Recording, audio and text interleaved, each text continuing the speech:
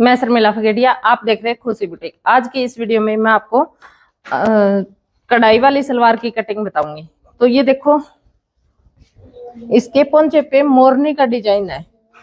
तो कई बार क्या होता है कि कंफ्यूजन होता है कि पोंचा कहाँ पे बनाए।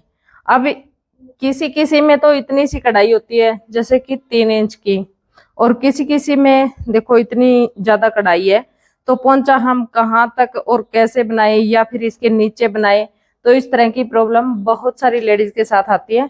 तो आज के इस वीडियो में मैं आपको ये क्लियर कर देती हूँ कि पोंचा आपको कहाँ पे बनाना चाहिए और ये सलवार कैसे कटिंग की जाती है कढ़ाई वाली। तो सबसे पहले हम इसका कपड़ा नाप लेते हैं। ये सलवार का कपड़ा है 2.5 मीटर, पूरा 2.5 मीटर है। तो अब हम सबसे पहले एक इक्वल कर लेंगे कपड़े को, और लंबाई की साइड से हमें सलवार की कटिंग करनी होती है। तो ये जो कन्नी की साइड होती है ये लंबाई की साइड होती है, और ये जो कटा हुआ हिस्सा है ये कपड़े का अर्ज माना जाता है। अर्ज पन्ना बोलते हैं या अर्ज बोलते हैं। तो ये होती है कपड़े की चौड़ाई। तो लंबाई की तरफ से हमें यहाँ से सलवार की लंबाई लेनी है। ये जो किनारी आपको दिख रही है, यहाँ से सलवार की लंबाई लेनी है। मुझे ये लंबाई सलवार की 37 इंच तैयार करनी है। तो इसके लिए मैं यहाँ पे लंबाई में निशान लगा लेती हूँ। 34 इंच पे 34 इंच पे मैंने ये निशान लगाया। अब हम कपड़े को ऐसे मोड़ लेंगे। अगर आप मेरे तरीके से सलवार की कटिंग करोगे तो आपकी सलवार पोंचे पे नहीं गिरेगी, और इसमें मैं आपको प्लेट डालने का भी बता दूंगी, तो आपकी सलवार घूमेगी नहीं। तो अब हमें इस तरह से कपड़े को पलटना है। 34 इंच पे मैंने कपड़ा नापा, ऐसे पलट लिया। ऐसे पलटने के बाद हम देखेंगे कि इस साइड से मैंने 34 इंच लिया है, तो इस साइड से भी नाप लेते हैं इसको। कई बार क्या होता है कि इसमें कम ज्यादा हो जाता है। तो ये भी पूरा 34 इंच है। अब हम इसको यहां से कटिंग करेंगे, कपड़े को यहां से कटिंग कर लेंगे जहां से हमने 34 इंच नाप लिया है।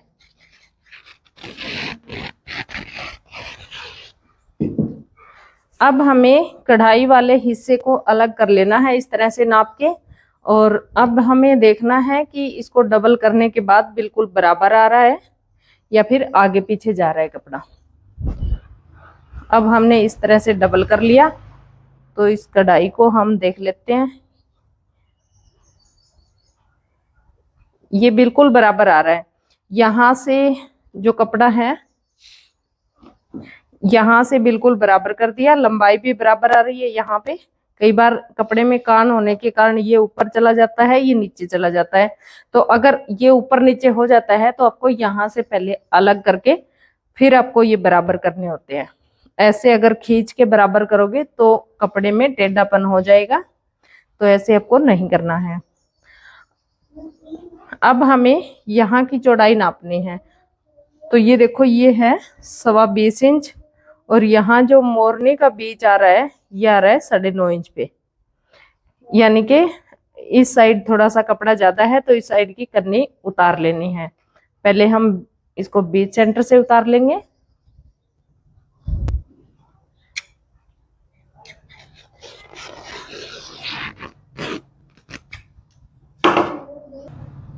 अब आपको यहां से फोल्ड करके ऐसे और इस पे प्रेस कर लेना है।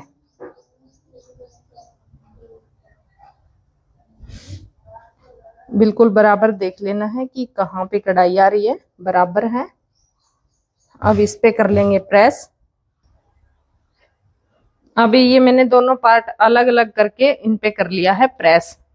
और अब मैं आपको दिखा रही हूँ कि यहाँ से देखो, बीच सेंटर से हमने कपड़ा उतारा था तो एक साइड ज्यादा बच गया, एक साइड कम बच गया।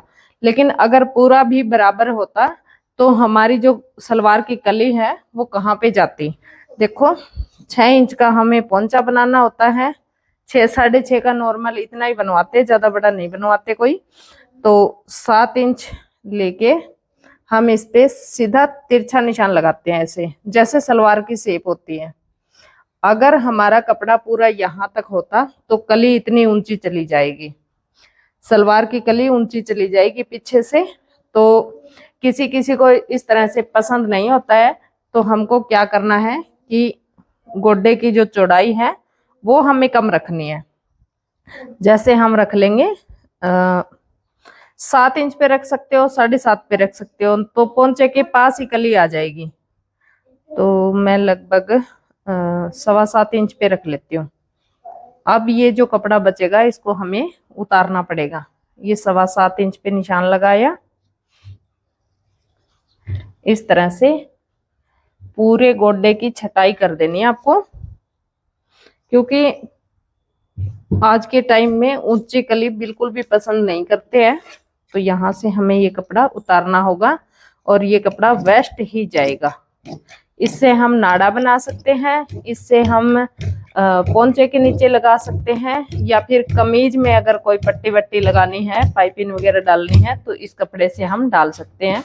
जैसे कि इस सलवार की जो कुर्ती है वो इस मोरनी के कलर की है। ये देखो, ये वाली कुर्ती है,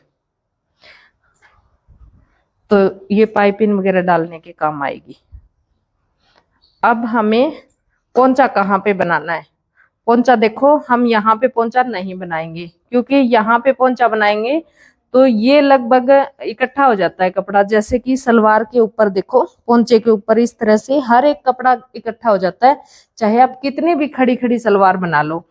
तो हमें पोंचा यहाँ पे बनाना है। 3 इंच का बनाओ, 4 का बनाओ, 3.5 का, जितना भी आपको चाहिए, तो पोंचा आप यहाँ पे बनाओगे। मुझे इसमें 3 इंच का पोंचा बनाना है, तो मैं यहाँ पे बनाऊंगी।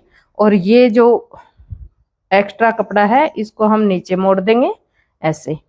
तो अब हम सलवार की लंबाई कंप्लीट करेंगे। यहाँ से पोंचा बनने के बाद सलवार हमें 37 इंच की चाहिए।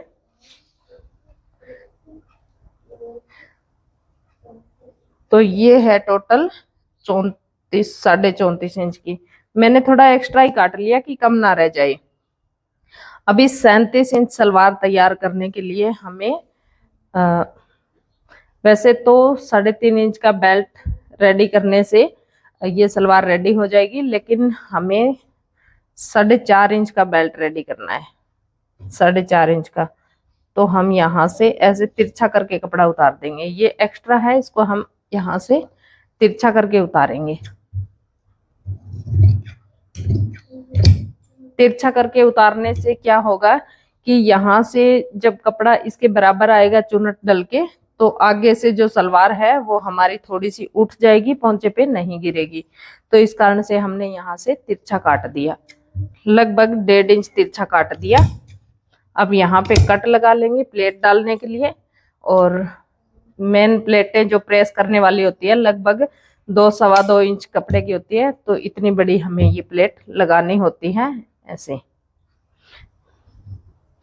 तो अगर आप सलवार में प्लेट डालते समय इस बात का ध्यान रखेंगे कि ये प्रेस वाली जो क्रीज है, प्रेस वाली क्रीज के थ्रू ऐसे ही हमारी प्लेट आनी चाहिए, तो आपकी सलवार घूमेगी नहीं। और ये जो हमने यहाँ से तिरछा कटिंग किया, इसकी वजह से आपकी सलवार पोंचे पे नहीं गिरेगी। अब हम कली की कटिंग कर लेते हैं। तो कली कटिंग कितनी करनी है? सलवार की कली हमें बनानी है, जैसे 6 इंच का पोंचा रखेंगे, 3 इंच ऊंचा रखेंगे, तो ये है थोड़ा एक्स्ट्रा, यहाँ पे आएगा हमारा पोंचा। अब हमें कली की लंबाई 32 इंच कटिंग करनी है। तो गोड्डे को रख देंगे साइड में और बचे हुए कपड़े में कली कटिंग कर लेंगे। ये ग्लेस कॉटन वाला कपड़ा है। किसी किसी कपड़े में तो कपड़े का पता नहीं चलता कि ये सीधा है या अड्डा है, लेकिन इस कपड़े में पता चल रहा है, तो हमें सीधे में ही कली कटिंग करनी है। अब यहाँ पे मैंने ये 4 फोल्ड कर लिया कपड़े को कन्नी की साइड से। यहाँ से मैं 7 इंच कपड़ा उतार लेती हूँ बेल्ट के लिए।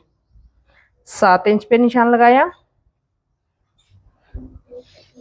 यहाँ से मैं बेल्ट के लिए कपड़ा उतार लेती हूँ। अब हमें कली कटिंग करनी है 32 इंच की। 32 ही लिया था ना, तो यहाँ पे आ गया हमारा 32 इंच लंबाई। आगे हम देख लेते हैं कि आसन कितना बचाना है।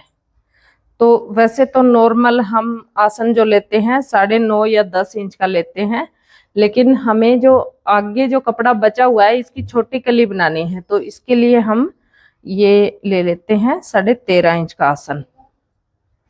13.5 इंच का आसन लेके अब हम दूसरी साइड से निशान लगा लेंगे।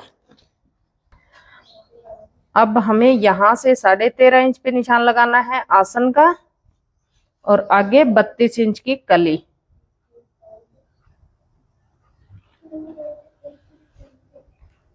यहाँ पे अब ये निशान यहाँ से मिला के इसको कपड़े को उतार देंगे अलग।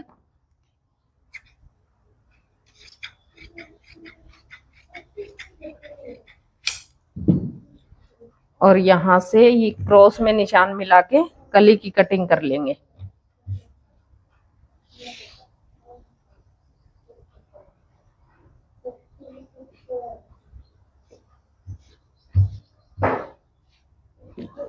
अब ये हो जाती है कली की कटिंग।